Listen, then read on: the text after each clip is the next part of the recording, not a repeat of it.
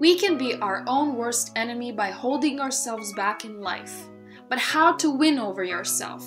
How to proclaim victory over everything that's constantly holding us back from who we can be? Our biggest victories in life are those victories that help us conquer our own shortcomings. It took me a lot of time to realize that I am my own worst enemy. It all began when I noticed that other people appreciate more the things I do than myself.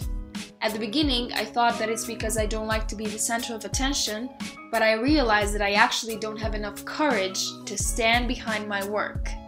The first thing I did was very simple. As brutal as I could be, I listed my strengths and weaknesses. Even though I read a lot of books that say we should focus on our strengths, I personally found more advantage in focusing on my weaknesses. Now, when you focus on your weaknesses, you sense a bit of depression and self-pity. But the inner self starts to build a defense mechanism, and that's your cue. Despite of being attacked by yourself, you have a chance to tumble the walls you build and face reality. Did you ever ask yourself, would you be able to win a chess party against yourself? What if I say that some people have not only asked this question, but are actually doing it? Playing chess against yourself is not a game by the regular rules. It's a party of two moves where once you make your first move the best you can, you realize that your next opponent move has to be better than you're able to reply back. Winning over yourself is only possible if we change our state or inner self. The time is now. Like the Nike commercial says, just do it. While we laughing at tomorrow, some people really do it. It's crucial to act now, immediately, because a moment later is too late. A moment later, you do not have the same energy as you did a moment ago. You won't feel the same, and you won't be able to push it until the end, until winning. We can't determine the date when to change or start something, like exercising or a diet, because once you feel you should do something, do it now. The moment your body encounters emotions that make you feel bad about yourself is the right moment to start protesting against yourself. In order to maintain continuity in anything we do, it has to become our routine. That's the hard part.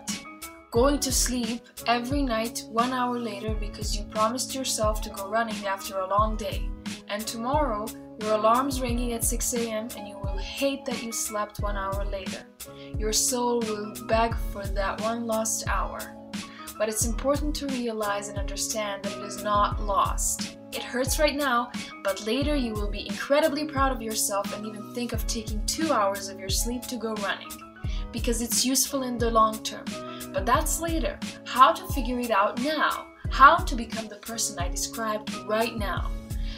But until you don't become that person, you will go on with self-criticism that's going to ruin your day and make your week miserable, until you just do it. Self-criticism is one of the last cues when you, yourself, ruin your own day because you didn't do something you would like to do, but are too lazy to do it. Remember, excuses are actually you being lazy and not valid.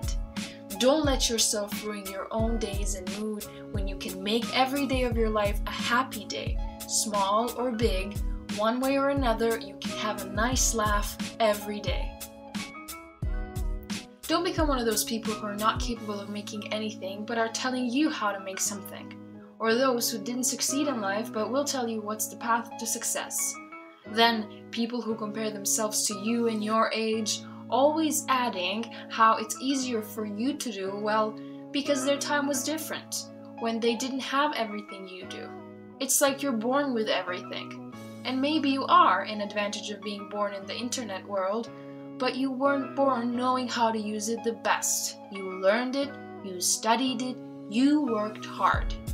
Don't become someone who pities themselves so much that someone else has to tell you your qualities. Build your qualities. Work on them and know them. You need nobody to tell you who you are.